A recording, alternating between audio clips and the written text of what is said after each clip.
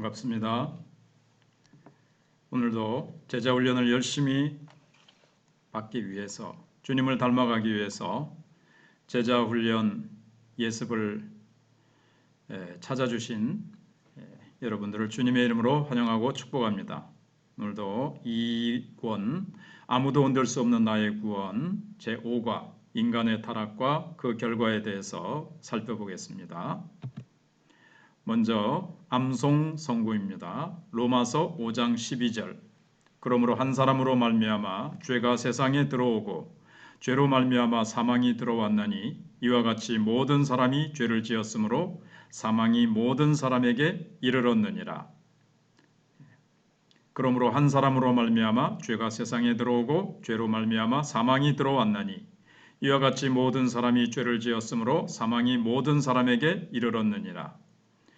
로마서 5장 12절. 그러므로 한 사람으로 말미암아 죄가 세상에 들어오고 죄로 말미암아 사망이 들어왔나니 이와 같이 모든 사람이 죄를 지었으므로 사망이 모든 사람에게 이르렀느니라. 히브리서 9장 27절입니다. 한 번 죽는 것은 사람에게 정해진 것이요 그 후에는 심판이 있으리니. 히브리서 9장 27절.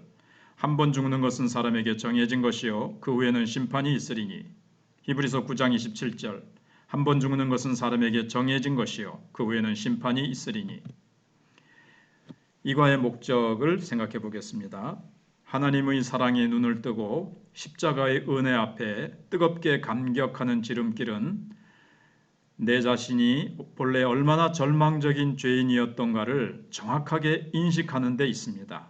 따라서 죄의 본질과 구원의 필연성은 제자 훈련에서 반드시 배워야 할 복음의 기본 진리입니다.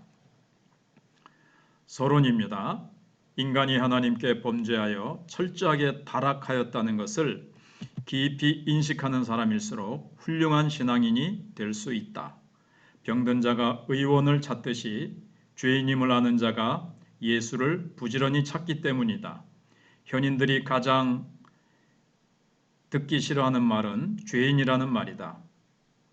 자신이 죄인임을 진지하게 생각하지 않는 자는 하나님의 사랑을 비웃고 십자가의 죽음을 자신과 전혀 관계가 없는 것으로 받아들인다. 그러나 자신을 죄인의 괴수로 인식하는 사람은 십자가를 붙들지 아니할 수 없다. 이제 우리는 우리 자신의 원래 모습을 다시 보려고 한다. 하나님이 주시는 구원이 얼마나 절실하게 필요한 상황에 우리가 놓여 있었던가를 다시 되돌아보는 것이다. 자신이 얼마나 죄인이었고 내 죄의 깊이가 얼마나 깊었던가를 깨달을수록 십자가의 은혜가 얼마나 큰가를 알게 되어지고 하나님의 은혜에 감격할 수 있다는 내용입니다. 여러분 다 동의하시죠? 그래서 서론의 내용 중에 가장 공감이 갔던 부분은 어느 부분이었습니까? 다시 한번 책을 보시면서 찬찬히 읽어보시면서 생각해 보시고 거기에 마크펜이나 볼펜으로 표시를 할 수가 있겠죠.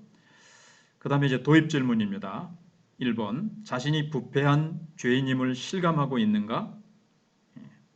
내가 하나님 앞에서 얼마나 내가 부패한 죄인인가 하는 것을 실감하고 있는지 묻는 겁니다. 두 번째, 언제부터 자신이 죄인이라고 인정하기 시작했는가? 성경이 죄인이라고 하니까 나는 죄인인지 모르겠지만 나는 그렇게 나쁜 죄인은 아니다. 이렇게 보는지 하나님 앞에서 나는 정말 구원받을 수 없었던 죄인인데 참 하나님께서 긍휼로 나를 구원해 주셨다. 이렇게 인정하기 시작한 게 언제부터였는지 한번 생각해 보시기 바랍니다. 세 번째, 자신이 죄인이라고 인정한 후 절실하게 필요한 것이 무엇인가? 무엇이겠습니까? 내가 죄인이라면 나를 구원해 주실 분, 나의 구원에 대해서, 나의 이 죄를 해결해 주실 분에 대해서 우리가 절실하게 생각하게 되겠죠. 자, 그 다음에 이어서 본문 내용을 이제 생각해 보겠습니다. 1번 하나님께서 인간에게 주신 최초의 명령이 무엇인가? 창세기 2장 15절로 17절입니다. 여호와 하나님이 그 사람을 이끌어 에덴 동산에 두어 그것을 경작하며 지키게 하시고 여호와 하나님이 그 사람에게 명하여 이르시되 동산 각종 나무의 열매는 내가 임의로 먹되 선악을 알게 하는 나무의 열매는 먹지 말라. 내가 먹는 날에는 반드시 죽으리라 하시니라. 자, 이걸 보시면 하나님이 말씀하신 거는 16절, 17절에 있죠. 특별히 이제 17절이 중점적입니다. 선악을 알게 하는 나무의 열매는 먹지 말라. 네가 먹는 날에는 반드시 죽으리라. 이렇게 이제 말씀하셨습니다. 자, 명령이 대단히 간결하면서도 명료합니다. 희미하지 않아요. 어정쩡하지 않습니다. 모호하게 듣거나 귓전으로 흘려버릴 수 있는 여지가 전혀 없습니다. 먹는 날에는 정령 반드시 죽는 문제입니다. 이것이 무엇을 의미하는지 한번 생각해 보십시오. 이렇게 엄한 명령은 무엇을 의미하겠습니까?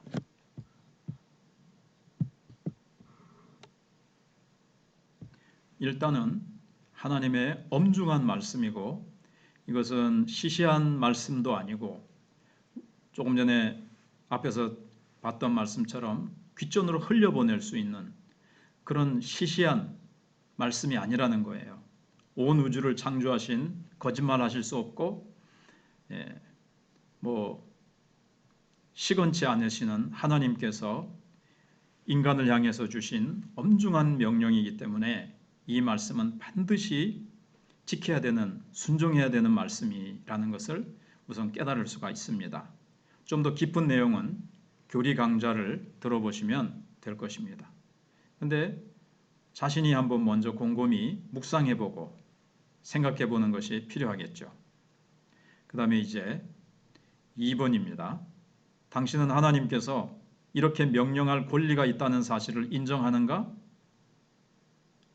인정하십니까? 하나님은 이런 명령을 하실 수 있는 권리가 있으십니까? 있다면 그 이유를 한번 말해 보십시오. 지금까지 사람들은 이 대목에 대해 불만이 대단했습니다. 무엇 때문에 연약한 인생에게 이런 명령을 해서 덫에 걸리게 하셨는가라는 항변입니다. 하나님은 우리가 따먹을 줄 아셨다면 그런 덫을 놓지 말아야지 왜 따먹을 줄 아시면서 이런 명령을 해서 덫에 걸리게 하셨는가?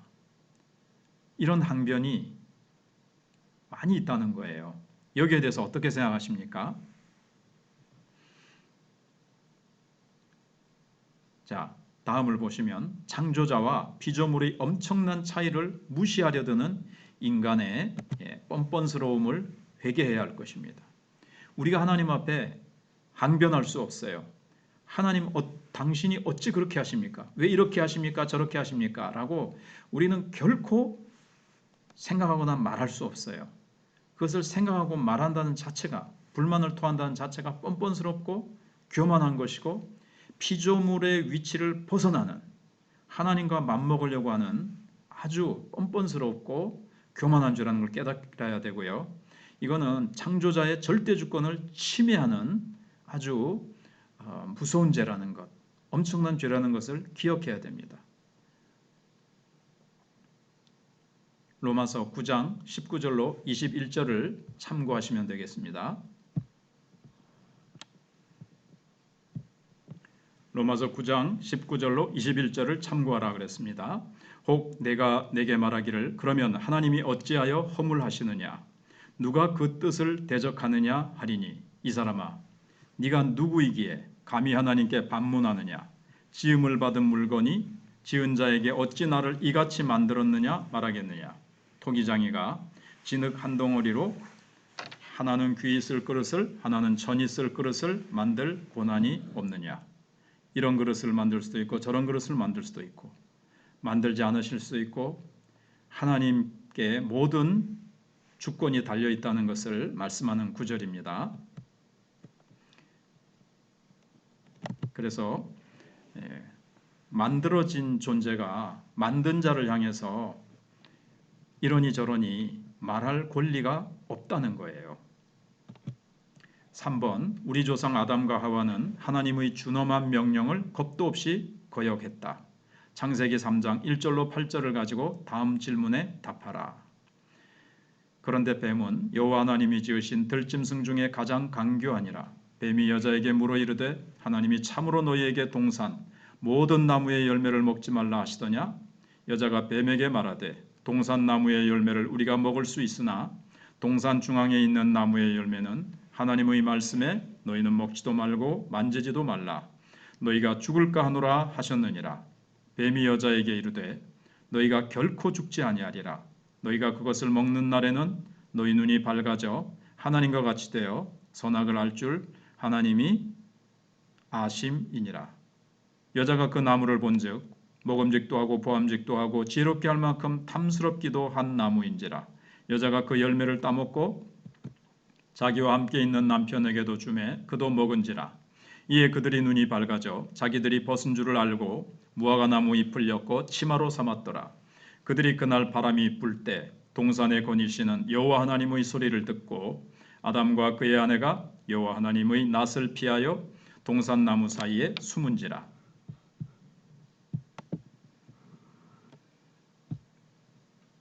1번 뱀이 여자에게 접근한 이유가 무엇인가? 2장 16절의 현장에 하와가 없었다는 것을 염두에 두고 생각하라. 네, 16절을 보시면 여호와 하나님이 그 사람에게 명하여 이르시되 동산 각종 나무의 열매는 내가 임의로 먹되 이렇게 되어 있습니다. 여기 그 사람이 누구겠습니까? 바로 아담을 두고 하는 말입니다. 그러니까 하나님께서 명령을 하실 때 아담만에게 말씀하셨고 그 자리에 하와가 없었다는 거죠. 하와는 언제 만들어집니까? 2장 끝부분에 나와 있죠. 하와는 하나님의 명령을 직접 듣지 못하고 후에 남편으로부터 들었을 것입니다. 간접적으로 멀리서 하나님의 말씀을 듣는 것이 얼마나 위험한가 이것을 우리가 생각해 볼 수 있습니다. 가장 안전한 길은 말씀을 직접 듣는 것입니다. 언제나 남의 이야기만 듣지 말고 성경의 문을 자기 손으로 두드려야 합니다. 2번입니다. 뱀이 얼마나 지혜롭게 여자에게 접근하고 있는가를 대화의 내용을 가지고 분석해 보라. 1절, 4절, 5절입니다. 사탄의 접근 방법은 세 가지였습니다. 질문, 거짓말, 가정법. 처음에 질문을 던지죠. 그리고 거짓말을 합니다. 그리고 만약 네가 이렇게 하면 이렇게 될 것이다. 가정법을 사용합니다. 사탄은 대화를 통하여 거리감을 없앤 후 질문을 사용하여 하나님의 말씀에 대한 회의와 의심을 일으켰습니다. 1절에 그런데 뱀은 여호와 하나님이 지으신 들짐승 중에 가장 강교하니라.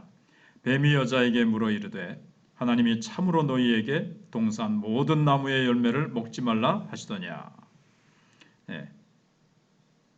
정말 먹지 말라 그랬느냐? 이런 식으로 질문을 딱 던지죠. 근데 이 질문 속에 벌써 하나님이 참으로 이렇게 합니다.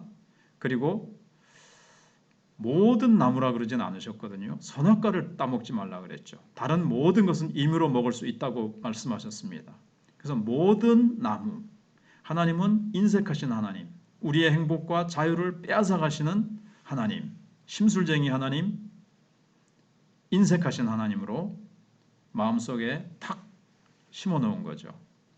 그래서 계속 보시면 사탄은 자신이 하나님인 것처럼 자신 있게 죽지 아니하리라는 확신을 심어줌으로써 선악과에 대한 호기심을 유발시켰습니다. 자, 이 여자가 이제 대답을 하니까 뱀이 여자에게 이르되 너희가 결코 죽지 아니하리라. 하나님을 정면으로 딱 부인하지요. 반대로 뒤집어 버립니다. 사탄은 가정법을 사용하여 하나님의 명령을 잘못 해석해 줌으로써 여자가 교만한 마음을 갖게 했습니다. 너희가 그것을 먹는 날에는 너희 눈이 밝아져 하나님과 같이 되어 선악을 알 줄 하나님이 아심이니라. 여기 보면 눈이 밝아 하나님 같이 되어 라는 말의 의미를 생각해 보십시오. 너희가 하나님 같이 된다. 아주 교만한 마음을 가지도록 했지요. 여기 여자가 대답한 것을 생각을 좀 못 해봤는데, 여자가 하나님께서 모든 동산의 과실을 먹게 하시되 그러나 선악을 알게 하는 나무의 과실을 먹으면 죽을까 하노라 이러면서 하나님의 말씀을 벌써 의심이 들어갔기 때문에 질문 속에서 의심을 심어줬고 회의를 심어줬죠. 그러니까 벌써 이 의심과 회의가 벌써 먹혀 들어간 거예요. 죽을까 하노라 하면서 하나님의 명령의 말씀을 왜곡시킵니다. 변질시킵니다. 그 틈을 타고 사탄이 쐐기를 딱 박은 거예요.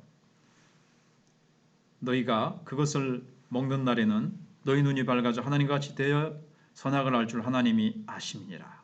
근데 그렇게도 얘기하고 그 전에 결코 죽지 아니하리라 그러면서 아주 쐐기를 박습니다. 그 다음에 사탄이 공격하는 초점은 언제나 하나님의 성품이다. 즉 하나님의 성품이 선하지 않다고 믿게 만들려는 것이다. 아까 말씀드렸죠. 인색하신 하나님, 우리의 행복을 기뻐하시지 않는 하나님, 깍쟁이 하나님, 뭐 이렇게 되는 거죠.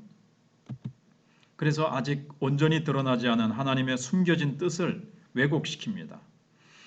그러니까 하나님께서 먹지 말라고 하신 데에는 선하고 깊은 뜻이 있는 거예요. 근데 그것을 하와가 이해하기 전에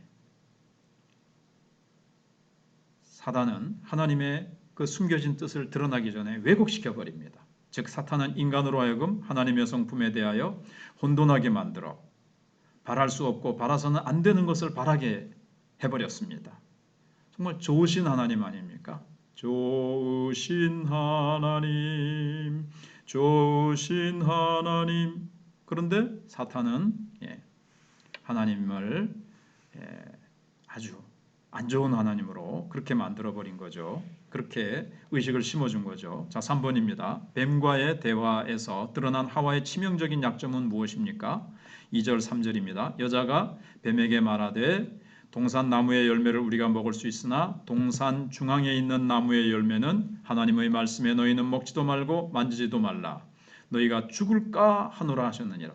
이제 아까 생각하지 않은 걸 여기 생각했죠. 아까는 이제 사탄의 공격에 대해서 사탄의 그 공격하는 넘어뜨리는 방법에 대해서 생각해 보느라고 하와에 대한 거는 이쪽으로 미뤘어요. 지금 이제 하와에 대해서 집중적으로 생각하는 겁니다. 그래서 하와는 하나님의 명령을 자기 나름대로 막 각색하고 왜곡시키고 변절시킨 거죠. 그래서 2장 17절과 3장 3절을 비교 분석해 보면 2장 17절에 선악을 알게 하는 나무의 열매는 먹지 말라 네가 먹는 날에는 반드시 죽으리라 하시니라. 그런데 이 하와 할머니는 뭐라 그랬습니까? 동산 중앙에 있는 나무의 열매는 하나님 말씀에 너희는 먹지도 말고 만지지도 말라. 먹지 말라 그랬죠. 언제 만지지 말라고 하셨습니까?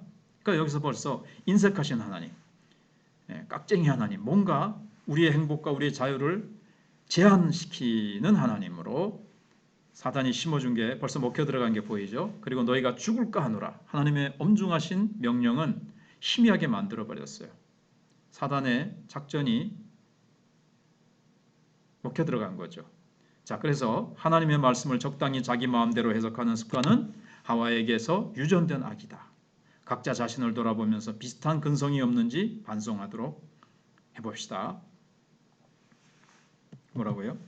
하나님의 말씀을 적당히 내 마음대로, 내 편한 대로, 내가 생각하고 싶은 대로, 내게 유리한 대로 그렇게 주물르고 왜곡시키고 변질시키고 그렇게 아전인수격으로 해석하는 습관이 하와에게서 유전된 악이라는 거예요. 4번 선악과를 따먹기 전에 하와에게 일어났던 내면의 변화를 찾아보라 그랬습니다.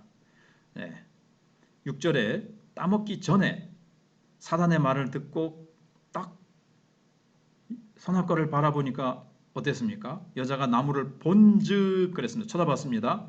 먹음직도 하고 보암직도 하고 지혜롭게 할 만큼 탐스럽기도 한 나무인지라. 야, 이게 뭐 하나님께서 금하신 열매. 근데 사단의 말을 듣고 보니까 야, 이게 그냥 먹으면 굉장히 자기에게 행복하게 해주고 하나님같이 될 것 같고 모든 게 그냥 막 이거 따먹으면 좋을 것 같아요. 그래서 여자가 그 열매를 따먹고 자기와 함께 있는 남편에게도 주매 그도 먹은지라. 아담도 그걸 딱 널쭉 받아가지고 또 잡수셨네요. 뱀의 말을 듣고 선악과를 바라볼 때 하와의 내면 세계에서 충동이 일어났습니다. 먹음직하고 보암직도 하고 지혜롭게 할 만큼 탐스럽기도 한 나무라는 생각이 든 거예요. 작전에 넘어가는 거죠.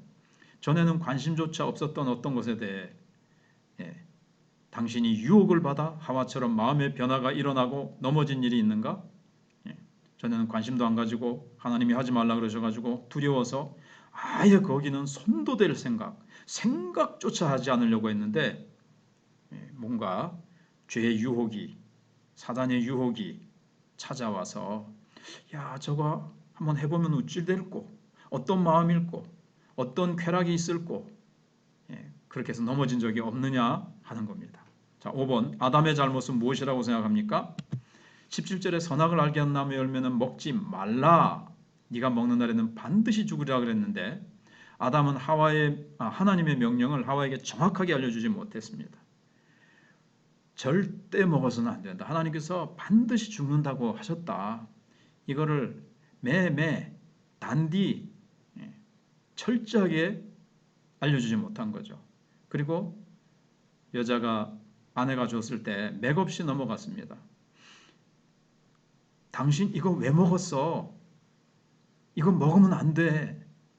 하나님께 가서 회개하자. 당신 회개해. 이렇게 했어야 되는데 같이 넘어갔습니다. 그래서 죄는 그리고 유전성을 가지고 있다는 것을 보게 됩니다. 하와가 선악과를 따먹을 때 아담은 옆에 없었다고 봅니다. 그죠? 옆에 있었으면 어떻게 할까요? 말렸겠죠. 그래서 범죄한 아내가 따주는 선악과를 받아먹은 아담은 자기의 직무와 하나님의 명령을 포기한 것입니다. 우선 아담에게 주어진 명령이었어요. 하와에게도 주어진 명령이지만 우선은 아담에게 선악과를 따먹어서는 안 되는 직무가 있고 하나님의 명령은 우선적으로 1차적으로 아담에게 주어진 것이었는데 그 명령을 순종하기를 포기한 것입니다. 6번 선악과를 먹은 것이 범죄였다는 것을 보여주는 첫 번째 징후는 어떤 것입니까? 7, 8절에 3장 7, 8절 이에 그들의 눈이 밝아져 자기들이 벗은 줄을 알고 무화과 나무 잎을 엮어 치마로 삼았더라. 그들이 그날 바람이 불 때 동산에 거니시는 여호와 하나님의 소리를 듣고 아담과 그의 아내가 여호와 하나님의 낯을 피하여 동산 나무 사이에 숨은지라. 자, 수치심과 하나님 기피증이죠. 눈이 밝아져 자기들이 제일 먼저 깨달은 게 뭡니까? 벗었다. 창피한 것을 깨달은 거죠. 그리고 여호와 하나님의 낯을 피하여 숨었습니다. 이것은 우리가 경험적으로 잘 알고 있는 사실입니다. 죄를 범했을 때 우리도 창피하죠. 텔레비전에 수사관들 앞에 텔레비전에 범죄자들이 나올 때 막 책상 밑으로 기어들어가고 옷으로 막 자기 막 뒤집어 쓰고 자기 창피해서 숨느라고 야단법석이죠. 우리도 죄를 지으면 얼굴이 빨개지고 화끈거리고 심장이 두근거리고 하나님 앞에 나갈 때 너무 하나님이 두렵죠. 자, 7번입니다. 당신을 유혹할 때 마귀는 똑같은 수법을 이용하지 않는가? 예를 들어보라 그랬습니다. 마귀도 이렇게 거짓말을 합니다. 인간의 논리적 사고에 호소하면서 하나님의 말씀을 왜곡시키면서 변질시키면서 하나님이 이렇게 말씀하셨지만 너는 상황이 지금 그렇지 않잖아. 뭐 여러 가지로 우리 논리적인 사고에 합리적으로 이렇게 생각하게 만들어요. 육안으로 볼 때는 가장 합리적이고 논리적이기 때문에 말씀에 뿌리가 없는 자들은 넘어가기가 십상입니다. 말씀에 깊은 뿌리를 내려야 말씀에 이거 어긋나면 아무리 환경이 그래도 사람이 뭐라 그래도 내 생각을 딱 십자가에 못 박아 버립니다. 말씀에 깊은 뿌리가 없어서 그래요. 그냥 건성으로 듣거나 하나님의 말씀을 머리로만 알고 있는 거예요. 귀만 커진 거예요. 자, 계속 보겠습니다. 이단들도 똑같은 수법을 씁니다. 논리적이면서 인간의 간사한 마음에 의문점을 해결해 주는 것처럼 교묘하게 위장을 합니다. 접근해 가지고 우리의 뭐 좀 성경에서 사실은 애매한 부분이라든가 사람들이 불만을 가지기 쉬운 이런 부분을 딱 가지고 침투하죠. 크게 4번입니다. 범죄의 결과가 얼마나 무서운 것인지 창세기 3장 17절로 24절을 가지고 인간이 범죄로 얻은 4가지를 말하라 그랬습니다. 우리의 시조 아담이 범죄함으로 자초한 저주는 4가지입니다. 첫째, 자연의 저주. 두 번째, 일평생 수고. 세 번째, 흙으로 돌아감. 네 번째, 에덴에서 쫓겨남. 그래서 우선은 이렇게 4가지를 우리가 보게 되죠. 그런데 이 속에도 하나님의 그 깊은 곳에는 하나님의 사랑이 숨겨져 있습니다. 그거를 교리 강좌에서나 또 주일날 본 강의 때 설명드리도록 하겠습니다. 성경이 얼마나 진리인가를 여기에서 다시 확인할 수 있다. 인류 역사를 통해 이 4가지 저주는 사람의 힘으로 극복하지 못하고 있다. 하나님이 내리신 저주를 인간이 스스로 벗어날 수 없는 것이다.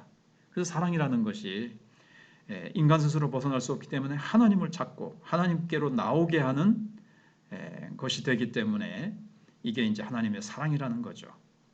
예수를 믿어도 현실적으로는 그 저주들을 벗지 못하고 있다. 그 이유를 잠깐 생각해 보라. 그리고 언제 완전히 벗어나는지 생각해 보라. 예수님 오실 때 완전히 벗어나겠죠?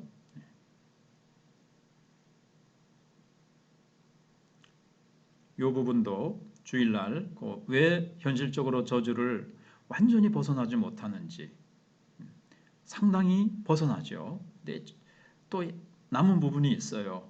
그게 왜 그런지 주일날 생각해 보겠습니다. 인간의 범죄로 인해 자연이 저주를 받고 사람을 대항하고 해치는 일이 지금도 얼마나 많은지 그 사례를 들어보라. 기근, 홍수, 기후변화, 지금은 과거에 유례 없이 엄청난 환경의 공격, 인간을 향한 그게 이제 인간에게로 돌아와서 엄청난 고통을 겪고 있는 것을 우리가 잘 알고 있습니다.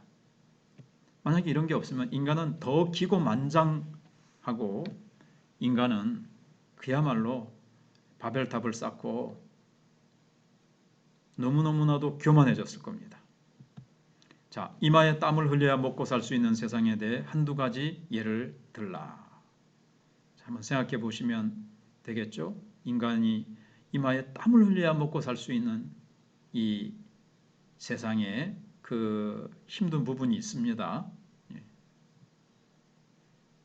그 다음에 5번입니다. 범죄로 인해 피할 수 없게 된 인간의 삼중적인 죽음을 말하라 그랬습니다. 죽음이 그냥 육체의 죽음 한 가지만이 아니라 삼중적이에요. 에베소서 2장 1절. 그는 허물과 죄로 죽었던 너희를 살리셨도다. 허물과 죄로 우리가 죽었었습니다. 이게 영적인 죽음이죠. 하나님과 단절되는 것을 말합니다.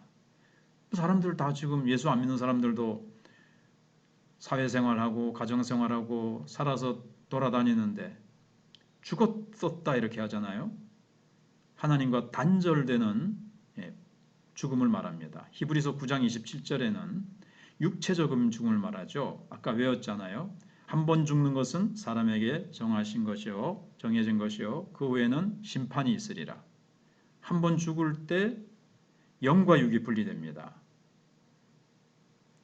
그리고 히브리서 9장 27절에 또 보시면 그 후에는 심판이 있으리니 그래 되어 있죠. 그 후에 심판받아 지옥에 던져지는 것이 영원한 죽음이에요. 하나님과 영원히 절교되는 심판을 말합니다. 첫 번째 죽음에서 영적인 죽음에서 우리가 이 땅에 육신을 입고 사는 동안에 회개하고 예수 믿으면 구원받고 영생을 얻는 기회가 있습니다. 그러나 한번 죽어버리면 영과 육이 분리된 난 후에는 예수를 믿을 기회를 잃어버리는 거죠. 그래서 하나님의 사망 선고는 단순한 육체의 죽음을 의미하는 것이 아니라는 것을 잘 기억하시기 바랍니다. 죄로 인해 주어진 저주에 대해 깊이 탄식해 본 일이 있습니까? 몸이 너무 아프고 힘들 때, 이 세상을 살아가는데 너무 고통스러울 때, 몸은 약하고 우리의 정서나 모든 것들이 너무 세상은 커 보이고 힘들어 보일 때 우리가 탄식이 나오죠. 그럴 때 우리는 주 예수 그리스도의 은혜와 천국을 더욱 사모하게 됩니다. 사실은. 그래서 이 기쁨 속에 하나님의 사랑이 득 감추어져 있다는 거예요. 그다음에 6번입니다. 당신은 죄를 짓는 일이 얼마나 무서운가를 다시 한번 깨달을 필요가 있다고 보지 않는가? 네. 그래서 죄에 대한 민감성이 절실하게 요청되는 시대에 살고 있습니다. 얼마나 지금 죄가 점점 더 흉폭해지고 흉악해지고 말로 표현하기 힘들게 그렇게 되어가고 있습니다. 큰 죄든 작은 죄든 간에 죄는 우리의 영혼을 파멸로 이끌어간다는 것을 우리가 더 절실하게 깨닫고 죄에 대해서 세상이 점점 더 죄가 만연해가고 있기 때문에 우리도 모르게 만성화될 수가 있고 둔감해질 수가 있는데 그렇지 않도록 우리가 깨어 기도하고 깨어 말씀 안에서 성령 안에서 살아가야 되겠습니다. 자, 그래서 제자 훈련을 통해 자신의 내면에 하와와 같은 약점은 없는지 점검받는 것이 중요합니다. 하와의 약점이 무엇이었습니까? 자기가 직접 말씀을 듣지 않았고 사단이 왔을 때 어딜 이놈의 자식이 물러가라 그렇게 했어야 되는데 대화를 했어요. 사탄의 말에 귀를 기울였어요. 하나님의 말씀에 더 귀를 기울여야 되는데 그 다음에 이제 7번입니다. 조금 더 여러분들이 생각해 보면 하와와 같은 약점이 내게 없는지 한번 깊이 생각해 보세요. 자, 그 다음에 이제 7번입니다. 한 사람이 지은 죄가 그 후손에게 미친 영향은 무엇인가? 로마서 5장 12절이죠. 그러므로 한 사람으로 말미암아 죄가 세상에 들어오고 온 세상에 죄가 들어왔어요. 죄로 말미암아 사망이 들어왔어요. 여기 보니까 이와 같이 이 한 사람의 죄가 모든 사람이 죄를 짓게 만들었어요. 지은 것으로 돼버렸죠. 그리고 새도 죄를 짓고 또 사망이 모든 사람에게 이르게 됐습니다. 아담이 먹는 날에 반드시 죽으리라 그랬는데 이것이 모든 사람에게 사망을 가져오게 된 거죠. 자, 그래서 그게 5장 17절, 18절에 있는 거예요. 19절까지.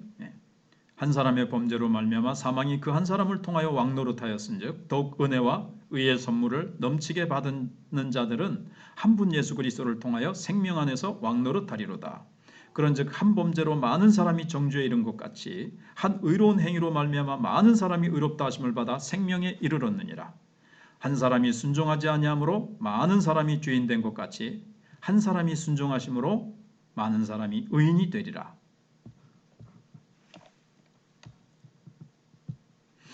자, 이렇게 해서 아담 한 사람의 죄가 모든 전 인류에게 사망이 덮치도록 만들었어요. 여기는 아무도 예외일 수 없습니다. 예수님 외에 다시 살아나서 영생을 누리는 자가 누가 있습니까? 그래서 여기 주변에 보면 자기는 아담의 죄와 아무 상관이 없다고 주장하는 자들이 많은데요. 그렇지 않습니다. 이게 자기 모순이라는 거예요. 자기 안에 아담이 범죄하여 얻은 증거를 가지고 있습니다. 바로 죽음. 먹는 날에는 죽으리라. 우리도 그 죄를 지을 때 그 안에 아담 안에 있었고요. 우리도 그 자리에 있었다면 그 죄를 지었을 것이고요. 그런 게 있습니다. 그리고 부패한 본성. 우리가 얼마나 부패하고 우리 속에 악함과 자기중심성과 하나님을 거부하고 그렇게 죄를 지었을 때 참 여러 가지로 수치심을 느끼고 하나님 기피성이 있고 그런 것들이 있죠. 나중에 또 나올 겁니다. 우리 가운데 과거에 이와 같은 비슷한 생각에 젖어 있었던 사람은 없는가? 나는 아담의 죄와 상관없다. 그건 아담이 지은 죄인데 왜 내가 아담이 지은 죄에 대한 값을 내가 치러야 되는가? 세상 사람들이 이렇게 생각을 많이 하고 우리도 예수를 믿어도 그런 생각을 할 수도 있고 예수 믿기 전에 그런 생각을 많이 했었을 수 있습니다.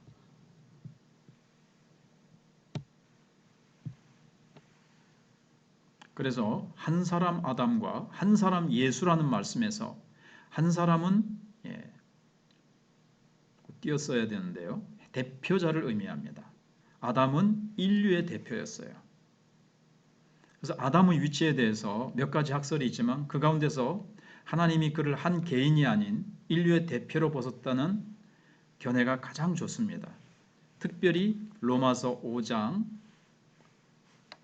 조금 전에 생각해봤던 그 말씀에서는 더더욱 그렇습니다. 다른 말씀은 유전설로 볼 수도 있는 말씀도 있어요. 유전성도 있다는 거죠. 그러나 로마서 5장 조금 전에 봤던 본문은 특별히 아담을 인류의 대표로 보신 거예요. 그러니까 또 예수 그리스도가 인류의 대표로서 한 사람이 순종할 때 우리도 순종한 것으로 나중에 다 그렇게 하나님이 우리를 보시는 거죠. 그래서 이렇게 보는 것이 가장 좋습니다. 제가 이 전체를 한 번에 하려고 하니까 좀 힘들어서 두 개로 나누어서 하도록 하겠습니다.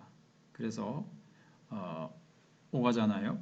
여기서 1부를 마치고 8번부터는 2부에서 만나도록 하겠습니다. 수고하셨습니다.